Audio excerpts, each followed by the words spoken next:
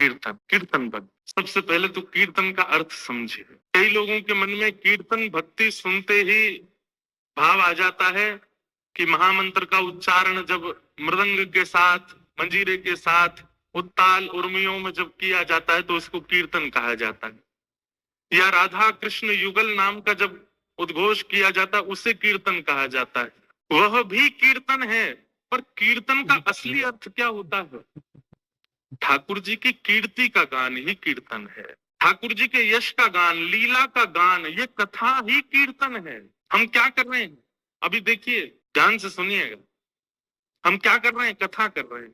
ठाकुर जी की कीर्ति सुना रहे हैं, ठाकुर जी की लीला सुना रहे हैं, ठाकुर जी का यश, ठाकुर जी का भाव, ठाकुर जी के प्रभाव, ठाकुर जी का स्वभाव, सबका वर्णन कर रहे हैं। लेकिन आपके पैर कब थिरकते हैं? जब ढोल बजता है, तबला बजता है, कीर्तन के जब स्वर लहरियों में वो होता है तो ही नृत्य होता है।